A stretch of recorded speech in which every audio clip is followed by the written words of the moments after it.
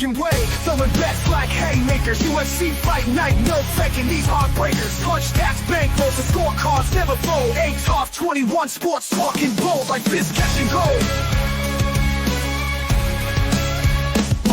Erik saying underdogs got swagger. Wade counter champs got a clan and jaw won't stagger. Money on the line, bets as sharp as a dagger. Hot cops bling, flashing lights, heavyweight bagger. Etoft21 clash of minds, no surprise. Erik Wade in the ring, shouting on, shooting high. Fight night dreams, cold cash gleam in their eyes. Betting broad, UFC calls on the podcast sky. We have reached the part of the podcast when we're talking some UFC, and who better to come on than the man, the myth, the legend, Wade, aka Proven Wagers on social media. Wade, how you doing today, my friend? How is it going, everybody? Glad to be back with you, man. I am freezing my ass off. It's -20 here, man.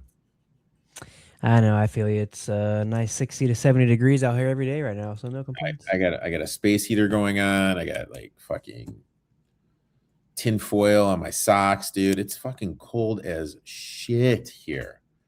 And I am currently grinding out Buffalo plus 1.5, just waiting for UMass to make a off balance 3 but anyway, we're not here to talk about that. We're here to talk a little UFC 324. They are back. Paramount, interesting, important to know. I was reading online, they may have this thing where you can like switch camera angles. So there could be like a camera on the referee, see it from his point of view. Really interested to see everything that is coming up from that. Let's go ahead. Let's dive into it.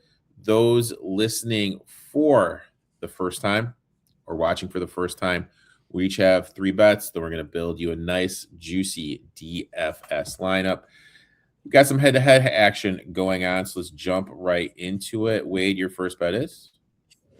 Yeah, I'm going to start here with the Paddy Pimblett versus Justin Gaethje in the lightweight title fight. And I'm going to give out Paddy Pimblett inside the distance, -118, best line you can find over at Bet Rivers. This is really a fascinating clash of styles in the main event here. Gaethje is one of the most dangerous strikers in the division. His aggressiveness style comes with defensive lapses, though. When Gaethje does lose, it usually comes by finish. I like Paddy Pimblett a lot here. I think he can use Gaethje's pressure against him. The biggest edge for Paddy is forcing grappling and ground exchanges. I think once this hits the mat, Pimblett's submissions and ground and pound are real threats here. Gaethje does have he consistently struggles in fighting off his back. When he gets put on the ground, I wouldn't say fish out of the water. He can fight on his own because of how strong he is, but I think that's going to wear down over the course of 3 rounds here. Gaethje's only real path here is keeping it standing. Really over 5 rounds, I think just the pressure, the cardio, the grappling, favor Pimblett. Pimblett's hungry. He's pushing pace. He's looking to make a statement here, and I just think this feels like a spot where Pimblett could possibly retire Gaethje and claim the top if he does finish him. And I think he does just that, and the best bet here is going to be Paddy Pimblett by finish inside the distance. If you can't find the -118 inside the distance on your book, it's just take double chance, which would be a knockout by submission. My first bet, I'm going Justin Gaethje. Yeah, I knew you were. Plus 205. Taking a shot here on a plus money underdog when it comes down to experience, damage, and the type of fight. I think it's going to be calm. Gaethje has built an entire career on breaking opponents through violence, leg kicks, pressure boxing, durability, tailor-made for an upright, hittable strikers. And I feel that's what double P is. Gaethje operates 6.66 strikes per minute. Leg kick system is designed to take away movement early and often. Paddy's clearest path is to chaos, wild scrambles, back takes, submission hunting. He averages 1.7 subs per 15 minutes, so the threat is real. But I think Gaethje is going to be able to keep this standing. I like his defense, balance, wrestling background. I think he's going to make sustained control difficult, especially once leg damage starts to pile up. I think the longer the fight goes, I think it's going to favor Gaethje's pace and power. Paddy slows and is forced into riskier exchange. Those are exactly the moments that Justin thrives in. We've seen him go to war with champions, survive 5-round fights at the highest level, still finishing them off. Paddy's chin really hasn't seen a serious threat at this level, and if the fight stays standing, which I believe it is, I think Gaethje can force that. I expect momentum swings, but at the end of the day, I just think the leg kicks, the clear power shots are just going to wear some damage. I think Gaethje is alive for a late KO, or he's going to get the decision. Also, I rewatched the Tony Ferguson fight and the Patty fight. I just can't get that fight out of my head, man. I mean, so I'm gonna take a shot here with Justin at plus I don't hate it. I don't hate it at all. Next bet, my friend. Where are we going? Yeah, I'm gonna go to the co-main here. Sean O'Malley versus Song Yadong. I'm taking O'Malley by decision. Plus 120 again over at Bet Rivers is going to be your best bet there. I think it's an ideal bounce back spot for Sean O'Malley. O'Malley does mirror Max Holloway here in a bit, where elite striker, but he struggled against the top well-rounded opponent in their time. You know, Max Holloway struggled with Volkanovski in his entire career. O'Malley just never been able to get over that Marab hump. He's got a little different test here. Song Yadong is very durable. He's physical. He's powerful. He's got a very high fight IQ. Song's style does play directly into O'Malley's strengths, though, and I think that's where O'Malley can take advantage and get back into the win column. It's tough to fade one of the cleanest strikers with one of the best corners in the UFC, and I think that is what Sean O'Malley has. They got a very smart corner. They know how to attack fights. I think Song has one thing that's true here. Song has never been finished in his UFC career. I think finishing Song would require a special shot or a special performance. I'm not quite so sure that Sean O'Malley is the guy that's going to be able to do that. I do think Song Yadong actually has an opportunity to finish his career without being knocked out or finished. He's that tough, and I just think that's going to wear out here for the 3 rounds.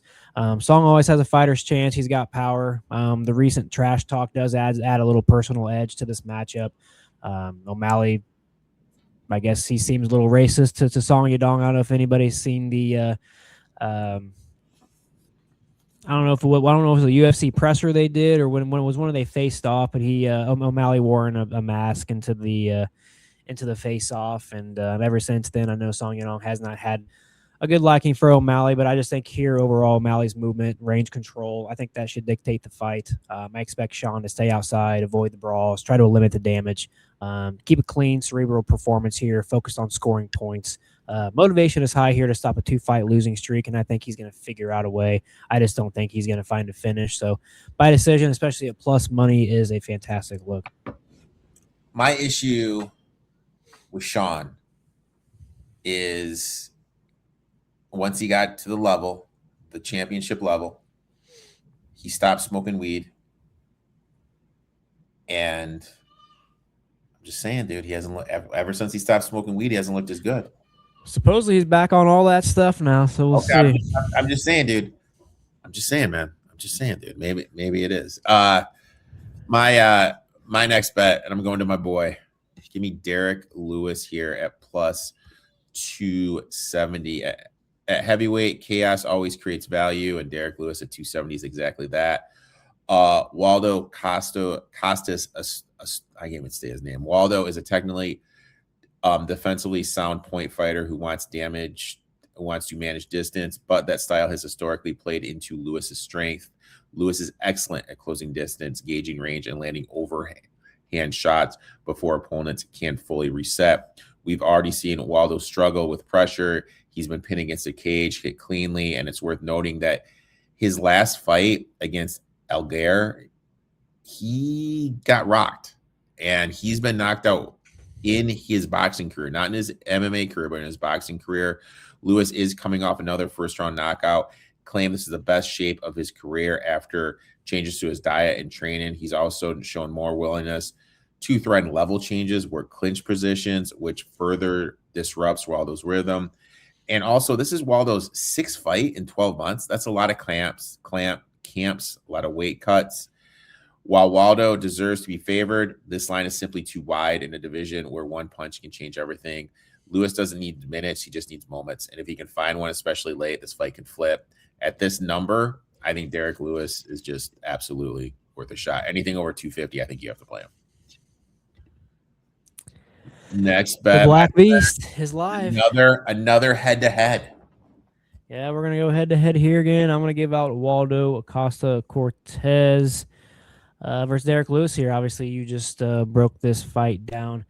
This is only a half unit play for me. Usually I do play full unit plays or more. But at plus 225, I think there's a pretty good look here for Waldo to have his hand raised by decision.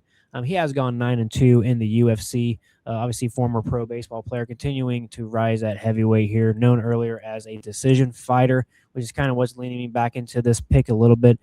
Prior to his last 2 wins, which were by first round knockout, they were against guys who were relatively inexperienced in the UFC. Before those 2 fights, he went to a decision in 4 of his previous 5 fights. The back-to-back knockouts does raise his profile a bit, but I do think he has an opportunity to fall back into that decision profile here. His only loss in 2023 is to Sergey Pavlovich. Derek Lewis does own the most knockouts in UFC history. Lewis still carries fight-ending power at any moment. As you mentioned, it could happen at any time. But at 40 years old, I just think Lewis struggles against more skilled opponents, which Waldo is at this point in time.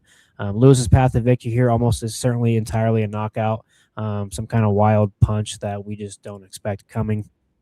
But if this fight hits the mat, time and control do favor Waldo. I don't think Waldo is going to find a finish if this does hit the mat. And if they do hit the mat, I think they're going to stay down there for a little bit. Waldo's faster. He's more mobile. He's more technical at range. Derek Lewis fights are, they're priced for chaos, creating value elsewhere.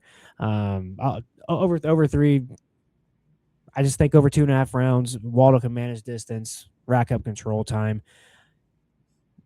I know the Waldo KO is probably the most popular play in this fight, but I don't want to be square. I just think this is a pretty good look. If the Black Beast does come out and have a really good performance and they do take this to the cards, I'd love to be holding a plus 225 on a decision here. So decision offers just a little bit more value here than parlaying him in a money line parlay or anything like that. I think it's either going to be a Lewis KO or a Waldo decision. Gun to my head, I think that's what we're going to see. So I like that. You could almost play both angles and find profit on one end. My thing, I'm going to Michael Johnson at plus 110. Hernandez, talented, well-run fighter who has looked better over the last year, especially in his win over Diego Ferreira. But even in that fight, he lost the opening round while he was trying to find his timing, and that's dangerous habit against someone like Johnson.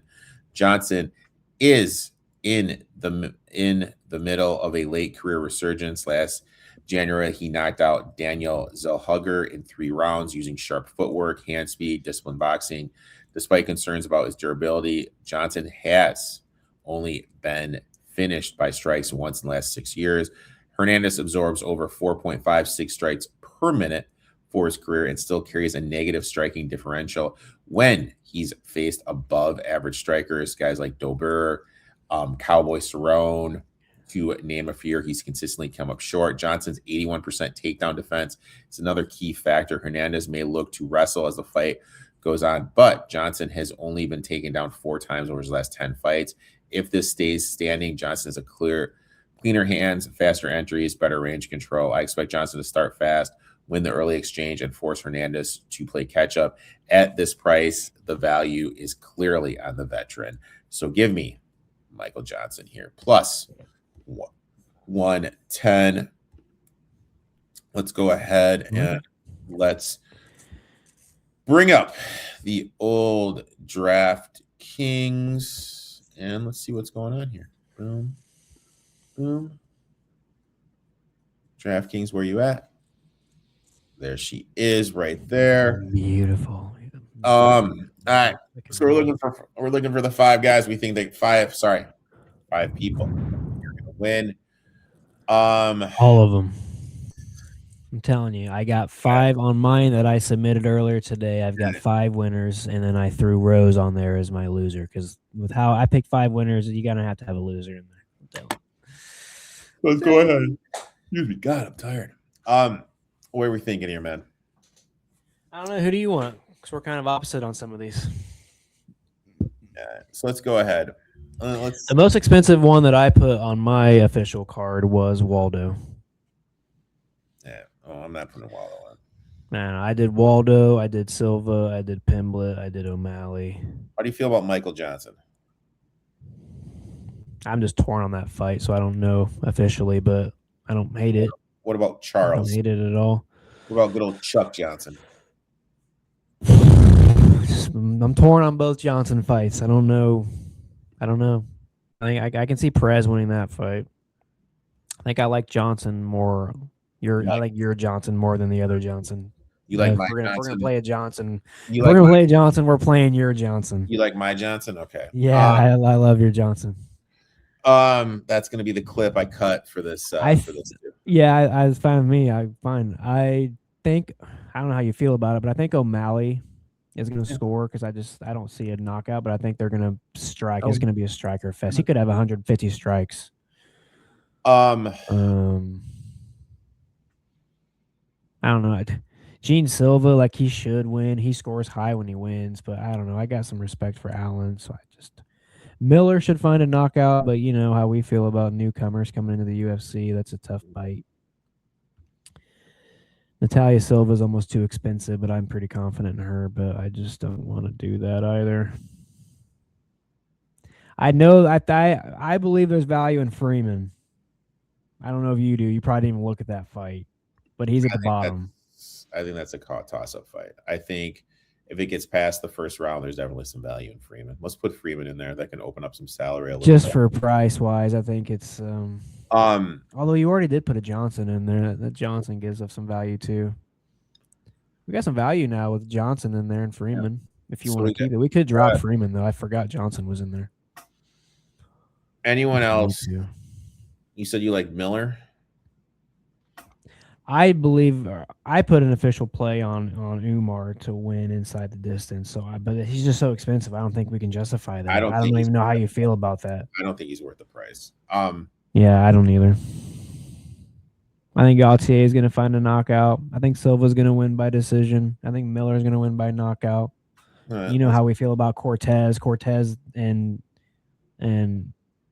Lewis are a toss-up. So we put Miller. Okay. We could go back to Johnson if you wanted to.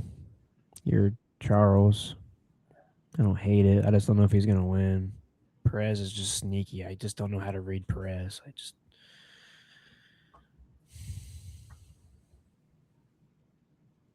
I wouldn't hate putting Gaethje in here. I just truly believe my heart and soul that he's going to get finished. There's 5 rounds. Do you think he can last 5 rounds with anybody anymore?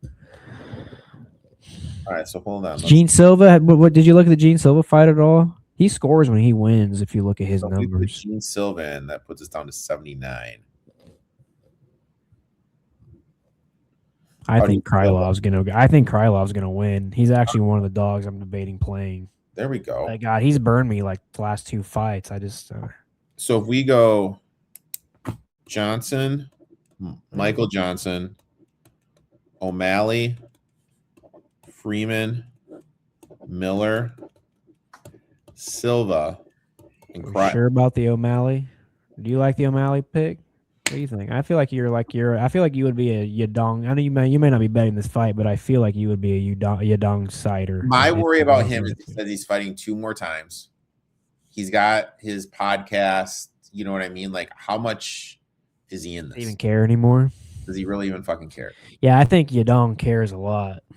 I mean, that's my worry. I mean, I was looking at Yadong, but like with what O'Malley has done, you have to respect it. So it's kind of one of those things. So. Okay, I mean, you were right before we got on here. You were mentioning how tough this card's trickier than you think. So kind of torn on a lot of these fights. I'm fine with Krylov. He's burned me so much lately. I swear to God, if he goes out there and gets knocked out again, let's do this. I don't know. We're gonna have to call him and tell him he owes us some money. Let's do that. We'll go with this. Michael Johnson, Sean O'Malley, Freeman, Miller, Silva, and Krylov. Wade, good to have you back. Good talking a little shop with you. I'd like to thank you for taking time out of your day talking a little UFC. Why don't you tell the good people where they can find you, my friend? Yeah, just come check me out at Proven Wagers. Most of my content is over on X. Been dropping daily college basketball free pick videos if you guys want to go catch those over on YouTube. And yeah, I appreciate you having me on, man. Let's cash these tickets. I don't know. All right. Is there? I love when we like are all on opposite fights, but we both could cash. I don't think either one of our opposite picks could cash this week, but we need to find one of these weeks where we're against on different fighters, but we could still profit if something happened. Make sure you give that man a follow. We'll be back next week. UFC is down under. Appreciate you coming on, and you know what? We will talk soon, my friend. See you guys.